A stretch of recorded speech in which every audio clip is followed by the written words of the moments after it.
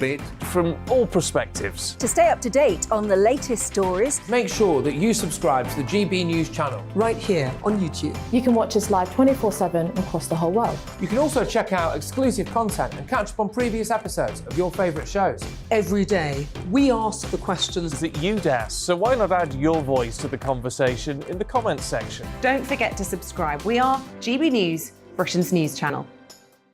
Every night at 11 on GB News, we bring you the next day's stories the day before. It's basically like time travel. If it's a big story, we'll cover it, guaranteed. But we'll also have some fun along the way. Big opinions, big laughs. Sometimes big hair. This is Headliners, the paper review show that won't send you to sleep like the others will.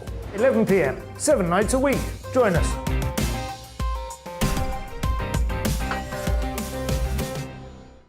Hello there, I'm Eamon Holmes. And I'm Isabel Webster. And we hope you can join us for... Breakfast with Eamon. And Isabel. You make me laugh out loud, belly laugh. Is that important first thing in the morning? Yeah, absolutely. And there's me trying to be deadly serious. News is a serious business. Yeah, I have to rein you in sometimes. Well, it doesn't stop us laughing at it. It doesn't stop us having an opinion on what's going on. Yeah. And it certainly will not stop us reflecting what you think. Weekdays from 6 to 9:30 on GB News. I'm Dan Wootton. Join me Monday to Thursday from 9 to 11 for the feistiest and most fun news debate on TV, where free speech reigns. I'll bring you a sharp take on the day's biggest stories, bombshell newsmaker interviews, and A-list guests. And I guarantee you, no spin, no bias, no censorship, and no reason to go to bed. That's Dan Wootton Tonight, Monday to Thursdays from 9 on GB News.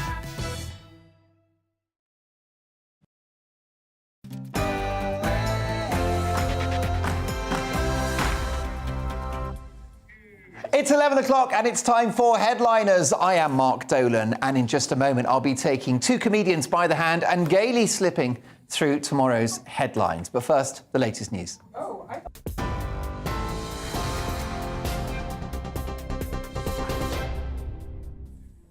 Hello, the top stories this hour from the GB newsroom. As tensions continue to build with Russia, US President Joe Biden has spoken to his Ukrainian counterpart today to try and de-escalate the threat of an impending invasion. The two leaders agreed by phone to continue diplomacy, but President Biden made it clear the US would respond swiftly to any incursion by Russia. The Ukrainian government has allocated more than £400 million to keep its airspace open as several airlines start reviewing flights into and across the country. While Pentagon spokesperson John Kirby told US media Russia was continuing to position troops at the border. He continues to add force capability, well over 100,000 right now, and actually over the last few days even more. And number two, I think a mosaic of the intelligence that we're seeing. Not speaking to it specifically, but you know, we have good sources of intelligence, and they're telling us that you know, that things are sort of building now to some sort of crescendo opportunity. Well, meanwhile, Boris Johnson is planning to hold further talks with world leaders as the crisis on the Ukraine border reaches what Downing Street is calling a crucial juncture. The Prime Minister is expected to travel to Europe towards the end of the week, with reports suggesting he's keen to hold discussions with Nordic and Baltic countries. A government spokesperson says Mr Johnson will continue to work tirelessly with the UK's allies to get Russia to step back from the brink. Violent youth crime has cost £11 billion since the Conservatives took office. That's according to figures shared by the Labour Party after analysing the Youth Violence Commission report. Opposition leader Sir Keir Starmer has criticised the government for being behind a perfect storm, making communities feel unsafe while failing to provide opportunities for young people to make the right choices. Well, a Home Office spokesperson says that while knife crime fell in the last year, the government must do more now to prevent more young lives being lost. North America's busiest land border crossing, the Ambassador Bridge in Canada, will reopen later after police moved in to clear the remaining protesters. Demonstrators opposing vaccine mandates had occupied the bridge for 5 days, slowing trade and prompting President Biden to call for an end to the siege. Now, 74 Northern Power customers could be forgiven for thinking they'd received a windfall when they were sent compensation cheques worth £2.3 trillion each. One customer tweeted an image of the bumper payout received following power cuts during Storm Arwen last November, although he did ask if the company was sure they could afford it. Well, the cheques were swiftly cancelled and the corrected amount, albeit smaller, are said to be in the post with an apology. Unlucky. On TV, online and DAB+ radio, this is GB News. Now it's back to headliners.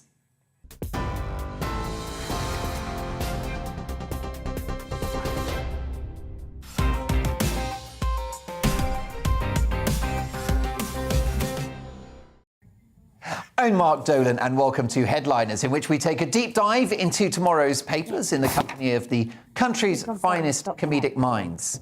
Now, what do you get if you cross the comedic brains of Victoria Wood, the voice of Barry White and the hairline of Bruce Willis? No, not my firstborn child, it's Steve N. Allen. And my next guest, a genuine triple threat: intelligence, looks and a knife. It's Scott Capurro. Great to have you, chaps. How are we? All good? Yeah. Fired up for a busy show. Feeling newsy tonight, Stephen? Fully newsed. All the news. Non-stop news. Yeah, it doesn't stop, does it? Well, look, lots to get through. But before we do that, let's have a look at tomorrow's front pages. And we'll start with the Mail. And they are splashing with the following. And it's quite an interesting story. Frantic 48 hours to save Europe from war. Boris Johnson will lead a last-ditch diplomatic blitz this week to avert war in Ukraine. And also, suspended RAF chief spotted naked by his neighbours. There you go. That's something of an embarrassing story. We'll get to the Telegraph now.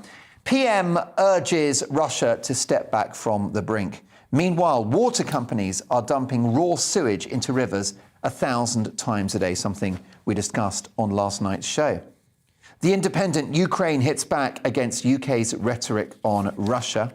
The Guardian: damning race report reveals vast inequalities across the health service.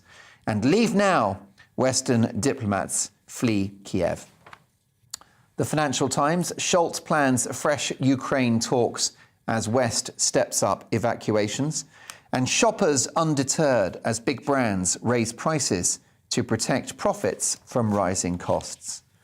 Daily Express: Boris urges Putin to step back from the brink. The Sun: RAF chief flashed bum at neighbour. Air Marshal is suspended. The Daily Star: deadly Dudley to hit 100 miles per hour. Half-term holiday, say the Star. 4 storms are set to hammer Britain this week. Half-term will be a dud with 100-mile-an-hour winds and torrential rain. Not now, Storm Dudley, say the Star. And those are your headlines.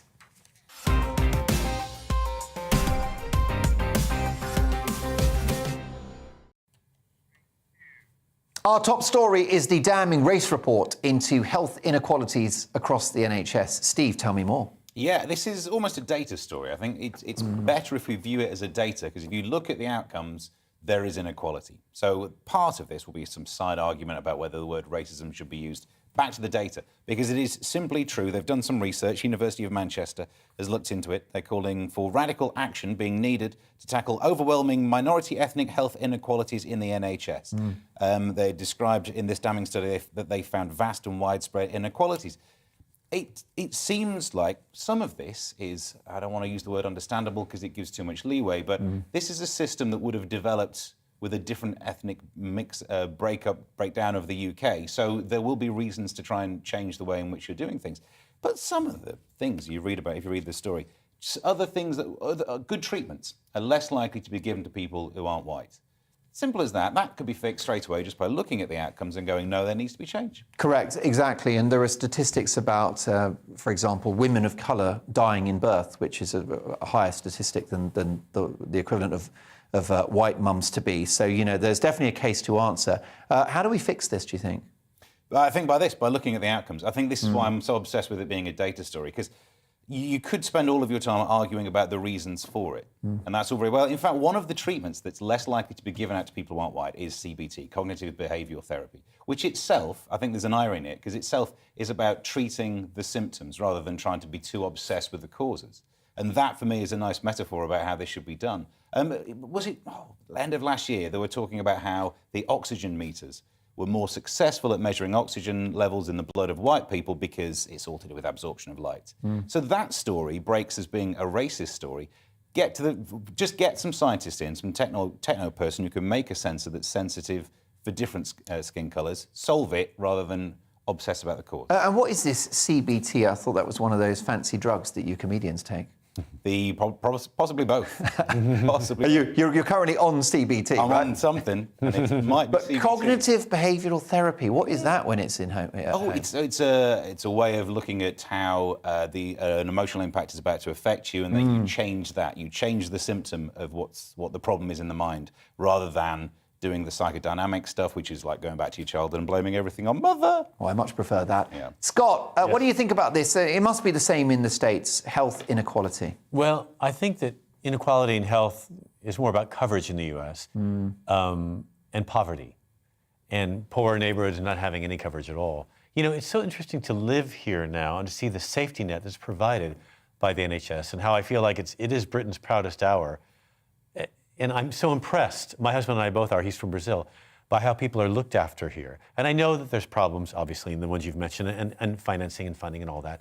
But it does seem that the NHS is interested in fixing itself, which I'm always impressed by, too. I think it can be done. And I think it's important to represent all communities and stuff in healthcare, obviously. But, you know, I come from a background where the LGBT community is completely ignored during the AIDS pandemic in the US. Yeah. And all I think is about fight, fight, fight. Actually, if anything, demonized under the Reagan administration. So, yeah. And they had to educate themselves about what their own problems were and then go to the doctors themselves. It is kind of interesting to try to educate yourself. What's wrong with you? I always type in my symptoms and wait for the word cancer to roll up the screen. I'm sure that's what it is. Yeah. But it's much better, I think, to see. Well, look, if you want to show me your lump, I'll take a look after the show. Next up, Monday's Daily Mail's dramatic proclamation, 48 hours to save Europe from war. Scott, should we be worried? And the question is, will you throw on your military fatigues and will you fight? Well, I look terrible in camouflage. And if I'm going to battle, I need my own toilet, by the way. That's all I can say. But camouflage, it's very draining, isn't it? It is. I want to be noticed. I'm worried. We're all worried. Europe's worried, but they keep filming Ukrainians, people in Kiev going, oh, I don't really care. They don't seem to be nervous at all. They're out partying and stuff. I think they're used to this. They've had the Russians invading their country since at least 2014, since they took over Kiev. Correct. I mean, Crimea. So Boris Johnson is making a last-ditch diplomatic blitz this week to save the Ukraine, which is worrying, that he's all they've got. The Prime Minister will make a whistle-stop tour of Europe, asking world leaders to help brace themselves for this incoming battle. And really, what it comes down to is not about European leaders. They're secondary as far as Putin's concerned. This is about Biden and Putin fighting it out, as they have over Afghanistan, as they have over large parts of Central Asia. With China in the background. The whole thing. I mean, I think they both, it's a funny relationship with China. And, you know, China's in everything, including Kashmir. But I think here, what it's really about is that ridiculous table that Putin was seated at with Macron when they're having that meeting. I think it's just him flexing. By the way, you can get those at DFS. And they're on sale, would you believe? I think it was lifted with bricks on the bottom, I thought. Yeah, you can pay for that thing slowly if you want. I think, it's just, it feels like it's just Putin flexing and seeing who's going to react. He's like a child on too much sugar, just trying to get a reaction out of his parents. It's kind of pathetic in a way, because he can't afford this battle, and he can't afford for it to go on much longer. And the winter months, when he has his strengths because of the natural gas needed, but once things warm up and Europeans don't require him so much, I think he'll just go back into I mean, do you think he's going to go into Ukraine this week? I really seriously don't think he can afford it. I think he can, and he's not aware of what the U.S. can do. You know, you don't want to push Biden because he's an old military guy, and he will bring in, he'll bring it. It'll be ugly. Yeah, he'll throw the kitchen sink at it. Well, Democrats love to bomb. You know, I mean, Obama and Clinton, they loved bombing little places. Well, that's right. I mean, that's the great irony. Not too many international conflicts happened on the watch of Donald Trump, notwithstanding his rather belligerent persona. But what do we think about how it's going to play out this week? And is it an opportunity for Boris Johnson to, I don't know, reboot his premiership if he can be the diplomat to make this go away? Possibly. I mean, reboot or dead cat. We're back to that again. Of course he's going to go and rush off to Ukraine. Who could blame him? Because it's always awkward when he opens his mouth about anything here. Ukraine is like a sort of relaxing and friendly place for him, isn't it, compared to here? Yeah, it's a spa weekend for it. I mean, look, I think you made really probably got a couple of kids there, probably. You made really good points about whether it's little Vaclav and Ivan to turn into a war or not. But if you send in Boris in, 48 hours later, this could be a war. Yeah. Somehow he will have managed to, you know, like before when he had one job, whatever you do, don't refer to this person as a journalist, first word out of his mouth. So somehow he'll be able to cause a war. I just hope the cavalry don't arrive. You don't want to see it. I mean, I don't want to see those Ukrainians, you know, punished and have their economy torn apart, just so Putin could make a point that in the end he'll lose. He'll lose the battle, he will. Yeah, indeed. Well, of course, we'll bring you the latest on GB News as and when we get it on the situation in Ukraine. The Guardian next, and Ulster Unionists are not happy with the DUP, Steve. Yeah, their leader, Doug Beattie, says that the divisive politics of the DUP could see Stormont disappear forever. So let's just try and catch up. Over a week ago, the First Minister stepped down, forcing the Deputy Minister to step down from Sinn Féin, which then we end... And this was apparently all to do with the Northern Ireland Protocol, because it looked like Brexit hadn't been fully gotten to done, whatever the correct past tense of got done is, or whatever. But now this article looks at it in a different way, saying that recent polls say that the next election in May could return Sinn Féin as the largest party, with claims the DUP then wouldn't want to take part in this power sharing. I mean, what's the point in taking part in an election if you're only going to stick to it and if it goes your way, you're not Donald Trump? An interesting fact out of the article is that the First Minister and the Deputy Minister have the same legal powers. If only they just would have called it the same, there wouldn't have been a reason to be miffed at being the deputy. That would help. I mean, do you think that in Brussels they're looking at this situation and thinking we need a solution, actually? Because it's a headache for everyone, isn't it? Yes. And it's now been churned around for so long that I think a solution should be possible. Again, in the article, the UUP comes up with some interesting things to do with not testing, not checking items that are just for use in the Northern Ireland. Then you end up with an issue of, well, what if someone sends it there under the pretense of it going no further than Northern Ireland, but it does? Well, then that's when you need a law to be brought in. They should be fined, but yeah, there could be solutions. Yeah, well, let's hope that the good people of Northern Ireland, so many viewers of GB News and of this show in Northern Ireland, and you deserve a government, let's be honest about that. Let's hope the situation gets resolved presently. Religious extremism of any kind is dangerous, and this story from The Express is exactly what can happen when it's allowed to fester, Scott. Well, on December 3rd, 2021, a man who's described by the local police as mentally unstable, has been for 15 years, and they call him a beggar, someone who's, you know, a bit on the poor side. He burned a Quran, but he may have been doing it to entertain people, or he thought it was interesting. He might have not known what a Quran was, but that sort of blasphemy has the death penalty with it, apparently, because the locals stoned him and beat him to death. And the police didn't really get involved. When they tried to, it was too late, and they themselves were injured. So it was horrible. They tied his body up. The police tried to take his body down. Again, they were stoned. So what local governments are asking whatever the federal government, they call the federal in India, to do is to remove the death penalty from blasphemy charges, because these things keep happening again and again and again. And the Prime Minister, Imran Khan, has said that the government has zero tolerance for vigilante justice. But the police are powerless in this situation. I mean, you can imagine an angry mob that furious that this poor defenseless person is just, you know, murdered in the streets in the middle of the day. It was terrible. Yeah, and it keeps happening. A human tragedy. Well, moving on, Carrie Johnson. Who is she? Is she a woman in the crosshairs of a patriarchal media? Is she more sinned against than sinning? Let's look at this story in the Times, Steve. Yeah, they are running a serialised version of a biography that's come out. Lord Ashcroft's written this book about Carrie. And there's so many interesting bits in the latest bit that we got. They go into details about a birthday party. interesting because it was not done at a time when we were in lockdown and they weren't rubbing our faces in it. So that's rare news. It was in 2018. She turned 30. People were singing happy birthday, but not washing their hands, you know, the before times.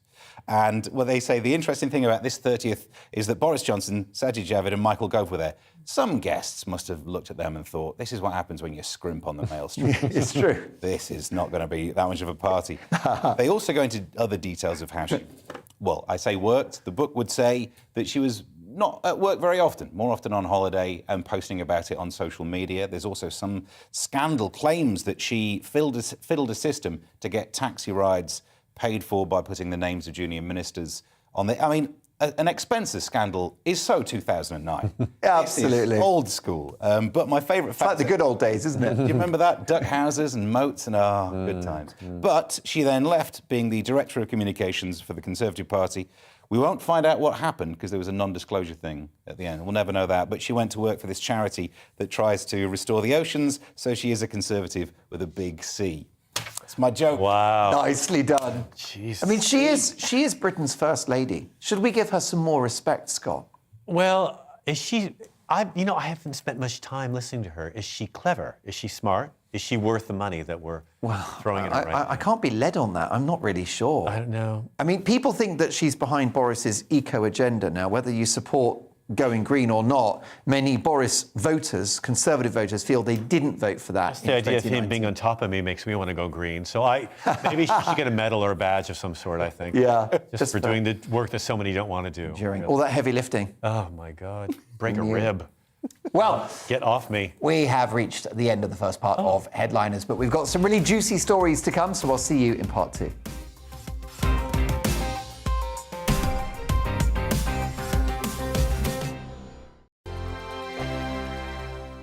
GB News is the UK's home of discussion and debate from all perspectives. To stay up to date on the latest stories, make sure that you subscribe to the GB News channel right here on YouTube. You can watch us live 24/7 across the whole world. You can also check out exclusive content and catch up on previous episodes of your favourite shows. Every day, we ask the questions that you'd ask, so why not add your voice to the conversation in the comments section? Don't forget to subscribe. We are GB News, Britain's news channel. Every night at 11 on GB News, we bring you the next day's stories the day before. Basically like time travel. If it's a big story, we'll cover it, guaranteed. But we'll also have some fun along the way. Big opinions, big laughs. Sometimes big hair. This is Headliners, the paper review show that won't send you to sleep like the others will. 11 p.m, 7 nights a week. Join us.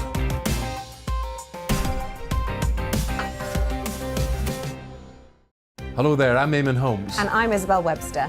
And we hope you can join us for Breakfast with Eamon and Isabel. You make me laugh out loud, belly laugh. Is that important first thing in the morning? Yeah, absolutely. And there's me trying to be deadly serious.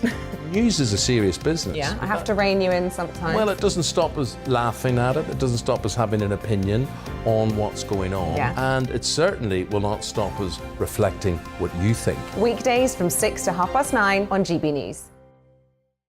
I'm Dan Wootton. Join me Monday to Thursday from 9 to 11 for the feistiest and most fun news debate on TV, where free speech reigns. I'll bring you a sharp take on the day's biggest stories, bombshell newsmaker interviews, and A-list guests.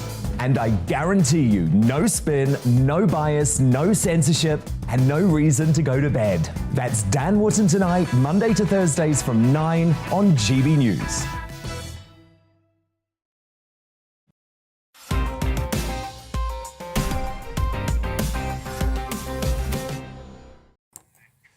Welcome back to part 2 of Headliners. I'm Mark Dolan. With me scrutinising Monday's papers are Steve N. Allen, a man who could charm the habit off a nun, and Scott Capurro, whose habits remain a mystery.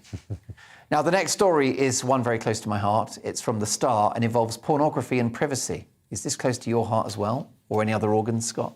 Well, it is. I worry about the kids, and apparently privacy organizations say plans to identify the age of people watching things online, because it's a privacy minefield. What they want to do, what the government would like to do, ministers confirmed this week, that they want social media sites hosting large amounts of pornographic material, such as Twitter and Reddit. I didn't know that Twitter had a lot of porn on it. I had no idea. I didn't know either. Do you mind if I just leave the room for a few hours. I wish you would.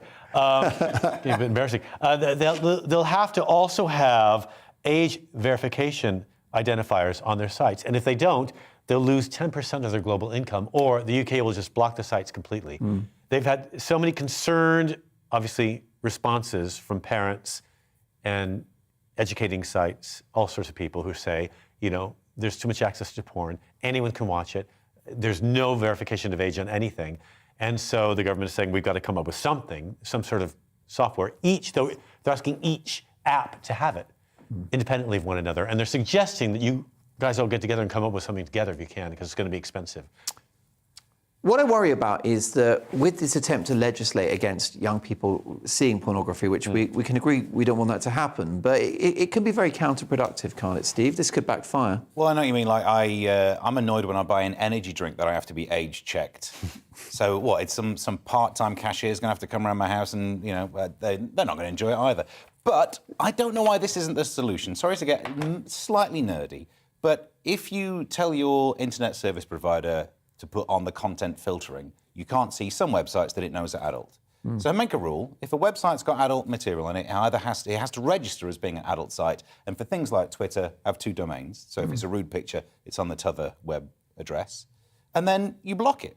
So if you go into your settings, block it. That means you have to be the person to pay the bill to make the decision on whether you can unblock it on that computer. Yes, people will still sneak around using like the Tor browser or virtual private networks. That's good. I need to be able to still look at this stuff. But at least you would solve a majority of the problem. I don't know if you would, because people share computers, they share handsets, they share screens, they share all sorts of stuff. And also, kids can go into other friends' homes, other people's locations, anywhere really, a cafe, and look at what they want to look at. Some places don't have any blocking at all on them. What, like Costa? I guess so, yeah. Oh my goodness. Yeah. That might raise eyebrows. Some of them around at my local Starbucks. Talk about a frothy latte. It might be worth parents looking after their kids. There's that option. That would be nice. That would be good, wouldn't it? Oh, but the kids know more about computers than the parents. And that's the parents' fault. I mean, should we be trying to get pornography banned altogether? I mean, in the Middle East, we've all performed comedy in the Middle East, and you get to the Hilton Hotel in Dubai, and suddenly some of those rather exotic websites aren't available. Right. So it is possible. But everyone gets whatever they want there anyway. They have money, you have access to everything. Who needs porn? Just do it for real. It's happening right in front of you. Basically, just go to the 3rd floor, room 307. 3rd floor of the 3rd world, that's where it all is. It's also worth saying, it's just nudity, it's just sex. Is this what we're going to put all our attention on? But what we are going to show on the evening news is people blowing each other up in the Ukraine. What's more salacious? What's more, problematic? It's difficult to say, isn't it? Yeah, I mean, we've seen attempts at censorship in the 60s and 70s here in the UK. There was a journalist and campaigner called Mary Whitehouse, and she tried to get so much TV banned, and in the end, all it did is embolden people to watch the naughty stuff. Yeah, I mean, I take the point that nudity is perfectly fine. It's not true that all porn is just nudity. Thank God. Some of the actions that's the worst. Quite shocking, aren't they? Yeah, I know. I've got one to show you later. Thank you. No, we'll both be educated. I'm quite middle-aged now, and I if I was looking at any adult material, I just tend to engage with the storyline. Yeah. Yeah. So I wonder whether it could just be like free for everyone for the developmental bit of the story. Right. So basically, fix that pipe with that wrench. Do you know what I'm saying? The secretary, she's taking notes. She's got her glasses on. She's uncomfortably hot in that office. The sauna's broken down. Right, I hate it when that happens. And I love it at the same time. And the second someone reaches for their belt, the end. Yeah. That's my kind of movie. Anyway, they're looking for an online safety bill. It might happen, it might not. I thought you were going to say they're looking for actors. But they know. Let me send them my showreel. We've all seen that. Scott, I'm close to my target weight now. I can still dream. Let's move on to our next story, and it's actually a rather interesting one, let me tell you. The Health Secretary warns the schools that education is not indoctrination. So, Scott, what's his campaign here? Well, I think Nadeem Zahawi is mostly concerned about critical race theory being taught in schools, and worried that opposing viewpoints are not being taught about subject matter. There's a real problem with this in the U.S. I don't know if you read about this or saw the video, it went viral. A teacher telling, like a head teacher telling lower teachers, look, you have to teach opposing theories, like about the Holocaust. And the teachers were saying, you can hear them in the background saying, is there an opposing theory? It actually happened. So there's that can be awkward. But I think Nadine is more concerned about kids being taught political viewpoints that the teachers hold. And in one situation in the Nottingham primary, a teacher was blasting the Prime Minister and kind of forcing kids as young as 10 to pen notes attacking him, calling for his resignation. And Mr. Zahawi was saying, we don't need that. We don't need to teach kids what their political viewpoint should be. Again, we need to teach them all opposing viewpoints on this subject. And, critical race theory, some people support it, but most people that support it aren't teaching it and really don't know what it is. And I think what he's worried about is kids being taught as young as 5 that they're basically inherently racist. Well, yes, and that's the essence of critical race theory. It's the idea that just by nature of the colour of your skin, you are intrinsically racist, even if you don't think you are. And didn't we see the story a couple of weeks ago of a school here in the UK in which 7-year-olds were being told they were not racially innocent? They're complicit. Right. In what's going on around them. Yeah, and there's been a pushback from parents, hasn't there? And there was a viral video from the States of one mother speaking to the school council. And she said, look, children do not see colour. You are polluting their brains with this stuff. And there was a school in London where the children were separated based on race so they could play in the yard because the white children were not allowed to play. Sounds a little counterproductive to me. Well, the teachers supported it and the parents freaked out about it, as you can imagine. I mean, it is worth teaching children, when I learned about the Civil War when I was a kid, there was this feeling in the classroom that it was sort of the fault of the black people that they got involved in something like this, which is obviously ridiculous. And the true case of what happened, and the fact actually that the South had every legal right to secede if they wanted to. They had that power, and that Lincoln did some very illegal things to make the war progress. It's worth teaching kids everything. And they're going to, like you said, kids are going to find out everything online now anyway. There's no point holding back information from them. Well, no, that's the difference. Honest conversations about racism, the evil scourge that exists in all societies, and that's something you do want to engage young people about and help them understand that. But that's different from telling 7-year-olds that they're just by definition full of hate. Yeah, the question itself is almost slightly biased. Education versus indoctrination. Yeah, you don't want indoctrination, but you do want education. An education should include being taught about some of the issues that are appropriate for a society. An important side of that is that, if you didn't go to school, if you've not been to school for like 40 or 50 years, maybe some of those issues may have changed, and therefore the way in which they're taught in school might need to change. And also, Steve and Alan, what happened to curricula? Well, you can tell I didn't do Latin. Because the whole point is, it's the government, an elected government, and local education authorities that decide what goes into the curriculum. Why are teachers going AWOL like this? Because for its merits or that which speaks against it, critical race theory is just that. It's a theory. It's not fact. Well, yeah, now you've got me onto the sciencey thing where people sometimes say it's just a theory, and in the world of science, a theory is the highest status concept you can have. You can't prove anything greater than theory. So the theory of relativity is as good as it gets. Yeah. But I suppose this. I think I can improve on it. I've got some time off this summer. I'll have a go. Have a crack at it. But there's hypothesis below theory, so it actually does that. The argument that theories aren't solid, it's not exactly right. I'll take that. But could we agree that critical race theory is disputed? It's not definitive. As an interpretation of so you should be taught it with the context of how you might disagree with it. And it's also worth pointing out that Boris did break rules, and it's worth telling kids that rules were broken. And if they wanted to complain about that in a letter, they could. I mean, I also think that I don't want to slam teachers here. I hate teacher slamming stories. They work so hard for obviously very low pay. And there are brilliant teachers out there doing their best. The majority of them are. So yeah, definitely. Too right. I will say, though, I don't like the idea of 10-year-olds writing pieces attacking the Prime Minister, because that's kind of what I do in my newspaper columns. And if they're 10, they're probably doing it better than me. You don't need young rivals, do you? And theirs are illustrated, by the way, with watercolours. Yeah, that's better than mine. Although some of your stuff's done in crayon, isn't it? Yeah. Different. Kooky. Give you 90% A+. The British Bobby once commanded authority throughout the land, but has bureaucracy got in the way of their societally significant role? It seems as if they are now glorified clerks. This from the Mail, Steve. Yes, where we can read that police blame needless paperwork for a 50% rise in the time that it takes to charge suspects. Victims left waiting for 419 days after reporting a crime. Quick bit of maths means that even before this paperwork, that was still over 280 days. Too long already. So I take the point that pointless paperwork is a problem. There were other problems in that system as well. It's bizarre because I thought more computers means less time doing paperwork. So the level of paperwork must have really ramped up. And it's all to do with getting the cases trial ready. Apparently the amount of paperwork. Part of me just thinks it needs to be split off. That we don't necessarily need to have the police doing this paperwork. Could we not have someone else? No one. This is why we don't make films about police just getting the paperwork in just on time. That's not the police side of things. We there we go, to oversimplify it. We want the police doing the policey things, and we want to make sure the paperwork is done properly so that court cases don't fail. Yeah, I've never seen Mark Wahlberg sat there in a sort of NYPD office just with like a kind of scientific calculator doing... Just getting his numbers right. Yeah, doing a little audit. It won't print, darn it, it won't print. Give me the IT Why are we guy. spending so much money on helmets this month? But it is a concern because what we want is crime tackled, don't we, Scott? It's a real problem in the US where they give the police so much responsibility and don't train them properly.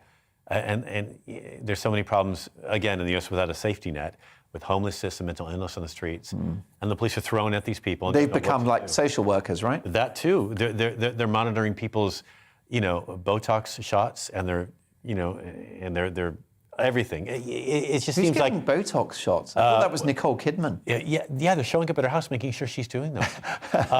They're monitoring everything that people do, and in a way, it's like they're behavioral therapists as well. It's almost too much, Yeah. And if you train them that way, that would be fine, but they're not. I would just like really focused deployment of police resources. So, for example, I've had motorbikes nicked many times in the past. Probably anyone watching that's got motorbikes will have had a similar problem, because the issue with motorbikes is doesn't matter how many locks are on the thing, you can just lift it into the back of a van. And I have had officers come round to my home and sit there for an hour and take notes. And I'm thinking, look, it's very nice that you're here. In fact, 2 officers on one occasion, I appreciate that, but I'm not sure this is going to get the crime solved any more quickly. And I don't mind meeting the cops halfway and submitting a report with all the details online, and then it goes into the system, as long as I know that crime is going to be investigated. I think some of it is window shopping, or it's theatre, Steve, where the cops do come round with their little notebook, and you just know that it's hopeless. It's like, why are we even doing this? It's a charade. Yeah, but then we would be sat here having the same discussion about a Daily Mail headline that says, police don't even attend bike thefts now. So, damned if they do, damned if they don't. I'd rather the police intervene with Boris and talk to him in person. I think sending him that report so he's surrounded by lawyers filling nothing out, that seems ridiculous to me. I kind of like the idea of them being in a room with him, intimidating, making him sweat a little. Oh, yeah. I was arrested as a young man. Is that right? Yes, I was. And were you banged up? So to speak, I was not as the way I liked. I was shoplifting. I was stealing things. Is that right? Well, I had feathered hair and I wanted a cashmere jumper. So can I ask you, I'm gonna have it. What is feathered hair? Remember the 70s when we blow-dried our hair that way? You were about 11 then, weren't you? I certainly was, but I was 5'11". I was quite tall, and I wanted to dress like an adult. And this is remarkable. Well, look, the rest is history. I know. Clearly, a natural rebel.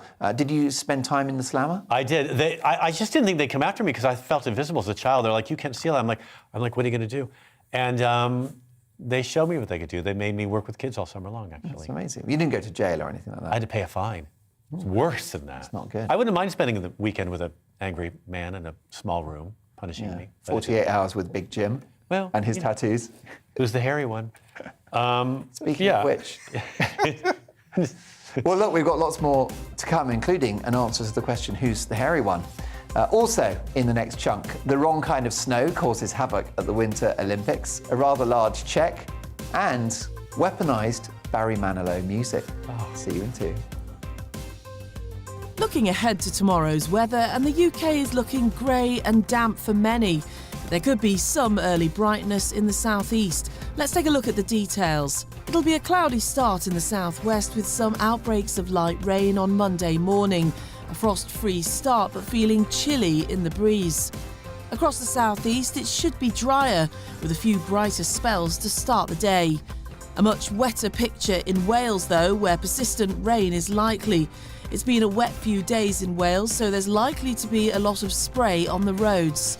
Wetter weather also extends into northwest England, with some heavy downpours in places.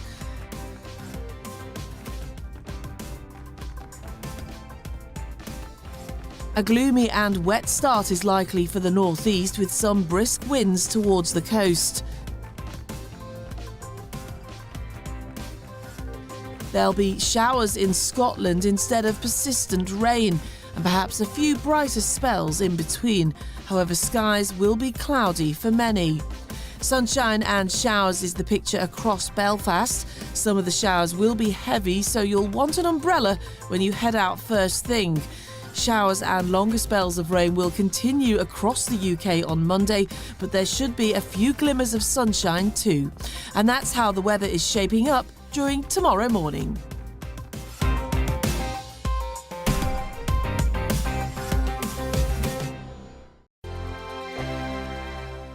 GB News is the UK's home of discussion and debate from all perspectives. To stay up to date on the latest stories, make sure that you subscribe to the GB News channel right here on YouTube. You can watch us live 24/7 across the whole world. You can also check out exclusive content and catch up on previous episodes of your favourite shows.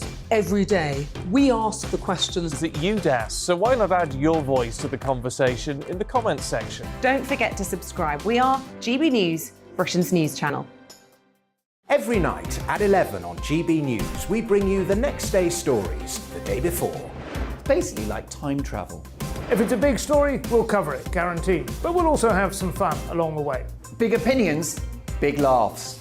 Sometimes big hair.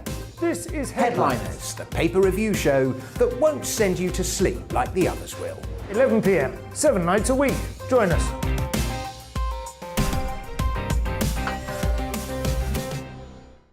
Hello there, I'm Eamon Holmes. And I'm Isabel Webster. And we hope you can join us for Breakfast with Eamon and Isabel. You make me laugh out loud, belly laugh. Is that important first thing in the morning? Yeah, absolutely. And there's me trying to be deadly serious. News is a serious business. Yeah, I have to rein you in sometimes. Well, it doesn't stop us laughing at it. It doesn't stop us having an opinion on what's going on. Yeah. And it certainly will not stop us reflecting what you think. Weekdays from 6 to 9:30 on GB News. I'm Dan Wootton. Join me Monday to Thursday from 9 to 11 for the feistiest and most fun news debate on TV, where free speech reigns. I'll bring you a sharp take on the day's biggest stories, bombshell newsmaker interviews, and A-list guests. And I guarantee you, no spin, no bias, no censorship, and no reason to go to bed. That's Dan Wootton Tonight, Monday to Thursdays from 9 on GB News.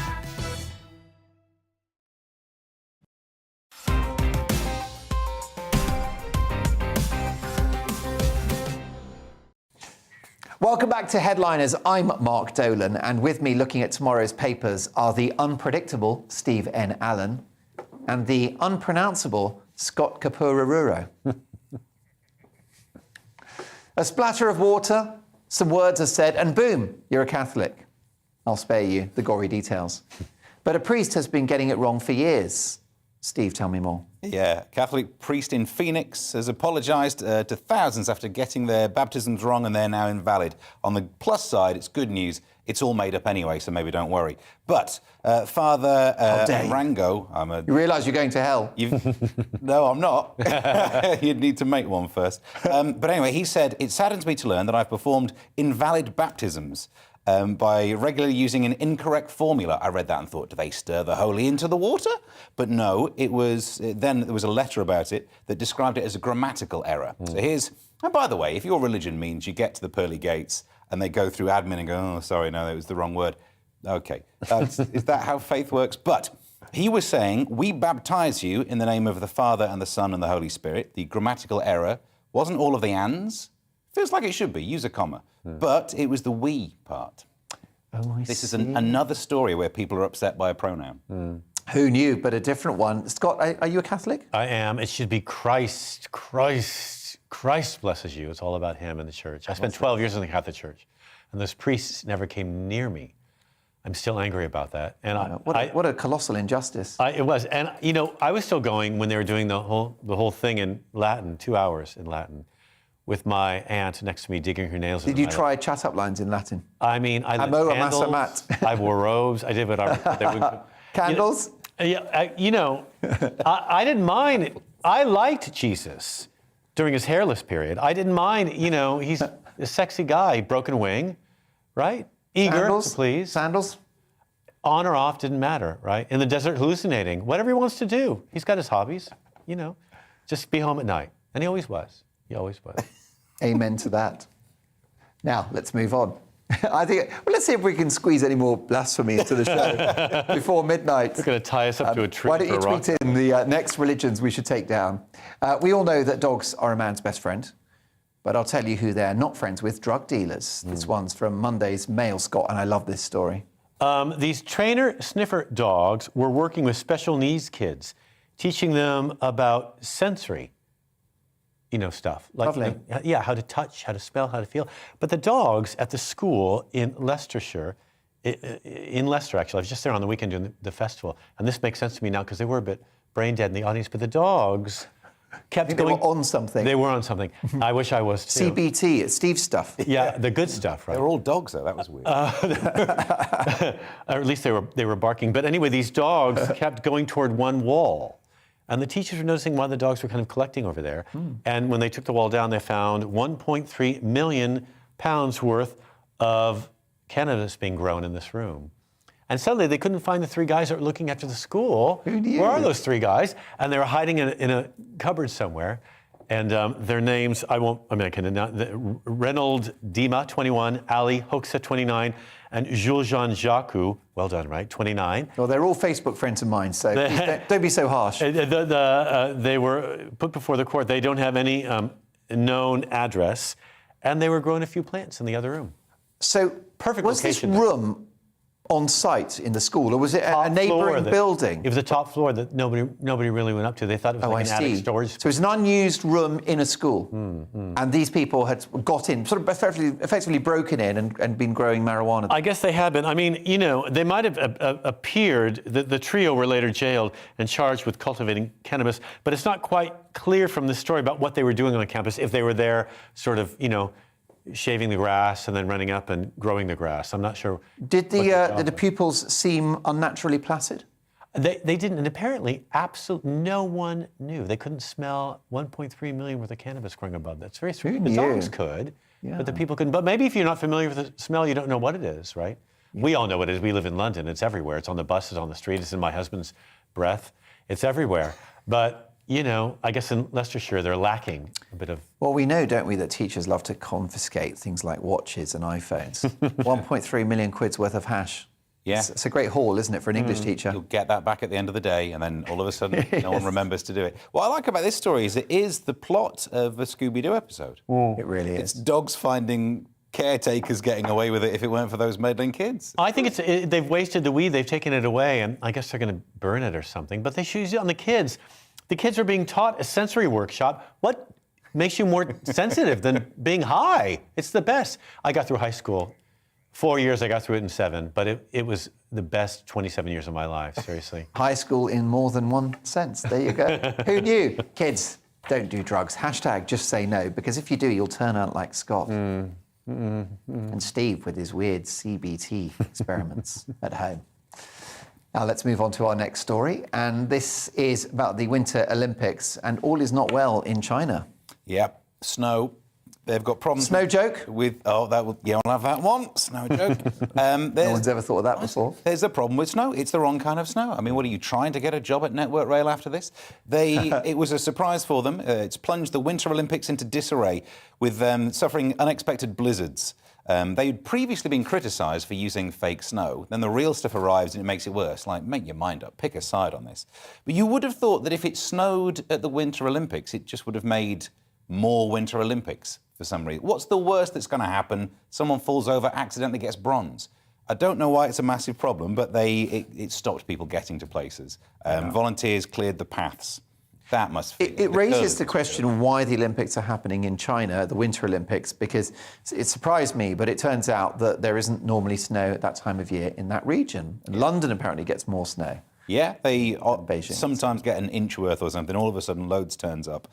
And they hadn't planned for it. But it is surely the stupidest outcome of a Winter Olympics is that it had to be cancelled due to winter. Yeah, I mean, with the fake snow, that's very Hollywood, isn't it, Scott? It is kind of sweet, like a Christmas film. But I think the Chinese got the Olympics because at the time when it was being put out there, they can afford it. Yeah, I mean, most countries can. It's a huge financial loss, actually, especially if these stadiums aren't used. And if they're building, winter stadiums or winter sport events in a place where there's no snow, I'm assuming there'll be very little use of them afterward, right? Yeah, you would have thought so. Oh, well, at least for 1 second, the Winter Olympics was an interesting talking point. Don't get used to that, folks. We'll be back to the skiing very soon. A London art gallery is under fire for making light of Van Gogh's mental health, Scott. Should I say Van Gogh? Whatever you like to say. It's whatever. It's Van merchandise. I love the story. It's the It's the Courtauld Gallery. They're exhibiting Van Gogh's work right now, and apart from his paintings, they're trying to sell some stuff so they can stay open. And they're selling an eraser shaped like Van Gogh's removed ear, which I'd like to own. Is that really true? Oh yeah, they are. That's in poor taste, isn't it? Is it? It's funny, and he's dead. It's fine. He doesn't mind. I mean, no one can afford his paintings in this room. I can afford an ear, though. That's what it's come to. Are there any other organs like There's some soap that'll make you feel better if you're crazy, apparently. It says it on the package, which is nice. Come on, it's funny. A little humor. I suppose we need that. You're right. Not to be so precious about it. Well, we all know that the best bit about an art gallery is the gift shop, right? Yeah, and the jokes. They are. I mean, come on. The gift shop is. I oftentimes don't even go in to see the collection. No. I just want to buy some stuff. Yeah. I want to sign posters. posters. Like going to the theatre, the best bit is by far the interval, isn't it? The ice cream. Interval drinks. The ice cream. Is the best. Yeah. Always. Wine gums. Exactly. Talking. So, but people complain. An art critic from the Jackdaw magazine, which until now no one had ever heard of, said, "I can't believe this is happening. It's a marketing error. It's tasteless humor. It's pub humor. Attached to this brilliant painter's work." And then someone said, "What are we going to sell next? Van Gogh's suicide pistol?" "Yes, please. Made of licorice. That I would buy. I would like that." Yeah. Is that wrong? Why is that wrong? Van Gogh was probably hilarious. He was crazy, and crazy people are funny, aren't they? Yeah. A little? What's next? I mean, where are you going to go on this? Beethoven, headphones, deaf people. I mean, the sky's the limit, really. Pencils the shape of a false leg for Frida Kahlo exhibit. Someone suggested that. Quite nicely done, yeah. Would be good, wouldn't it? A little eraser or something. Take that. Yeah. I'd actually agree, as much as I see the point, though. You have to be respectful of issues to do with mental health. But the end goal of anything being accepted is when you can go back to making jokes about it. So surely, and look, we're comedians, there's no way we're particularly correct in the head. There's only one reason I know what CBT is, let's be honest about this. But the idea that things are out of bounds, you can't joke about it, just makes it, feel To be honest, I think that if Van Gogh were alive and he saw his paintings selling for $49 million each, he'd think we were all nuts anyway, so buy the soap. He most certainly would. Please, let's not cancel Van Gogh for a bit of humour. Monday's Times are reporting that the SNP are ready to make gender reforms. Steve, tell me more. Yes, normally when I say things in support of trans rights, the Express writes it up as an article and I get a month worth of hate. So, let's see what happens. SNP ready to make concessions on gender reforms ahead of May's elections. They plan to water down some of their original plans to let people officially change gender quickly without providing medical evidence. I will say that surely, regardless of where you are on this debate, you must think that there is a medical side to the problem, to the issue. Therefore, there should be a medical side to the solution, which hopefully could bring people back together. But I know people don't like seeing common ground. No, they don't. It also comes down to the importance that you give to the word gender. But again, people like to run to the quickest point of argument on that. Senior sources have confirmed the ministers may drop the proposal allowing transgender people to apply to get this certificate after 3 months. And the reason I put this paragraph in is because the newspapers do make it seem as if somehow you make a decision and it's done like that. You still have to live as the required gender for a period of time. It is not, as the newspapers will make it sound like, oh, you just get the app and press the button and you've changed your gender. That's not how it works. but still people will manage to argue. The only thing I do think we need to think about, if they change the law in Scotland, the law in England and Wales won't change. Will we see people dashing up to Gretna Green to make it official? We've had problems with that before. Could happen again. It could happen. I mean, the gender thing is going to run and run, but Scotland do seem to be taking a different approach, don't they, Scott? Well, to be honest, their civil laws toward the LGBT community have always been more progressive than the rest of Britain's. And I'm really in support of people identifying themselves in whatever way they see most important. I wonder what it is, though, to live as your gender for 3 months, how that's monitored and how that's determined. I mean... Shopping habits? Well, I shop a lot. I mean, maybe shoplifting habits? No, I shave my legs. I don't know. I'm not quite sure how that's determined. And it is a fuzzy area, isn't it? Because we all have male and female characteristics in our personalities. Yeah. Some more than... When I get like a bit of a female turn, I go to like a hardware shop and start buying batteries and stuff. Yeah. It just gets me back. It recalibrates, do you know what I mean? What do you do with these batteries? Screwdrivers. Oh, I thought that was for your little shaky What do I do with the friend. batteries? I do Right. pretty obscene things with Right, batteries, I I'm not guess going to so. lie. X-rated stuff. Like the kind of movies we shouldn't be letting kids watch. I mean... Duracell Bunny. I think that the gay community and the female community get along so well. They walk hand in manicured hand because they face the same kind of opposition. And I just think that if misogyny and homophobia were removed from the equation in civil laws, that this gender issue would sort of go away. I really do. But do you not think that what's being requested by some of the sort of more purist parts of the trans community is for the redefinition of things that we accept as a common truth, like human biology? Is that not what puts people's nose out of joint? I'm uncomfortable about what you say. I think that, of course, science should be involved in the decision, whatever that process is. Although science has been behind civil correct decisions as well. I mean, the science around the pandemic in the 1980s, AIDS was terrifying and blamed gay men. So I think it's important to take the temperature of the society as well. If the two can, like you said, work together, it'd be nice to find a common ground, as long as it's not covered by snow in the winter. That I don't want. Well, look, we've talked about gay people, and now it's time to talk about Barry Manilow, the completely unconnected topics. Oh, my God. But Barry Manilow has been weaponised. I'm so offended by this article. The straight heterosexual singer Barry Manilow is in the news. What's happened? They love it. I mean, there's a freedom convoy protest all over the world, obviously, joining those protesters in Canada. And the New Zealand protesters, they were trying to the government is trying to control them, make them disperse, and make them uncomfortable by blasting out Barry Manilow's greatest hits, trying to dislodge the convoy of freedom. Now, for one thing, I believe in the convoy of freedom, but also, who doesn't love Barry Manilow? He's a genius. Correct. That would make me stay. Hello, and apparently it did. It made them join hands and dance and sing. Some people were jumping around. I write the songs. Hello, don't we all in a situation like that? Relight my fire? I'd love to. That's not... Unless Justin Trudeau's taking away all the firewood. The fire. I've done this. No fuel. Yeah, that was... Is there a particular musical artist that would dissuade you from staying somewhere? Could any music make you leave a venue?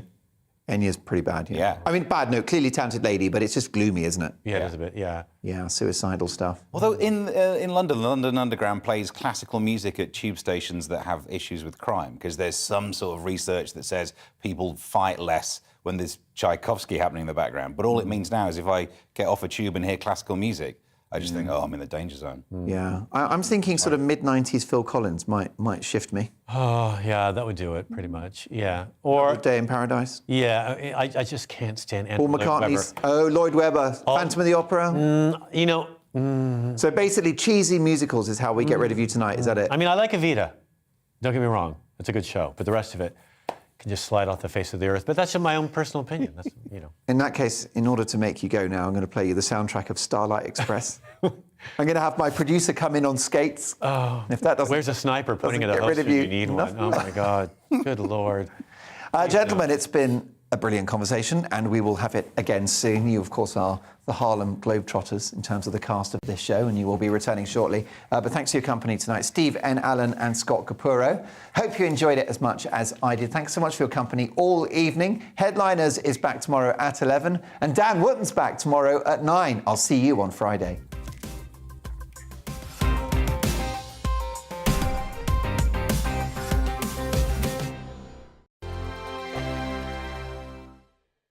Hello there, I'm Eamon Holmes. And I'm Isabel Webster. And we hope you can join us for Breakfast with Eamon. And Isabel. You make me laugh out loud, belly laugh. Is that important first thing in the morning? Yeah, absolutely. And there's me trying to be deadly serious.